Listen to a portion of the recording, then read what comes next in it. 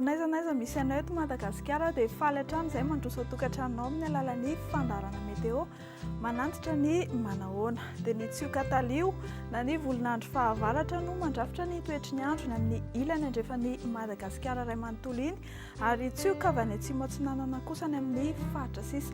Tsara ihany koa ny manamarika fa hiverina ny oram-baratra ny amin'ny faritry ny avoatany afaka 27 ora raha nitsahatra fotoana fitsy izany. Dia toy izao manaraka izao ny toetr'andro no vinavinaina amin'ny Rapitso. Ho amin'ny maraina dia hanorana malefaka ny faritra Antalasy sy Analanjorofo.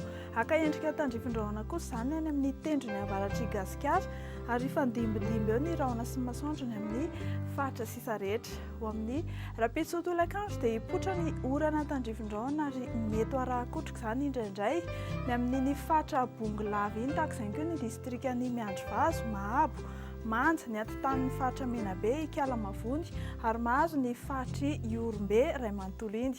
Hanorana tandrifin-drahona ihany koa ny faritra Diana sy Sofia ary fandimy ny rahona sy masoandro ny amin'ny faritra sisa izay tsy voatonontsika teo.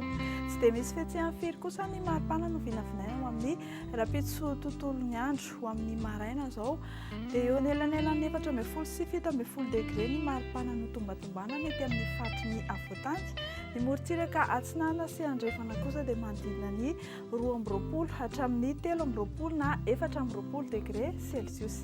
Ho amin'ny Rapitso tolakandro izay ny maripana mafana indrindra vao tombatombana hoe 17 degré Celsius any avaratra andrefan'ny Madagasikara any. Dia raha ivoaka ivelan'ny nosy ianao ka tandrify reto tanàna manaraka reto dia tsara ho fantatra ihany fa hifandimby ny rahona sy masoandro any Paris any tahaka izay koa Nairobi, Bangkok sy La Réunion ary Maurice. Hanorana malefaka ny Comores sy Seychelles, hibalika be ny masoandro ary ny Milan ary andrahoana ny andro ny faritry Johannesburg.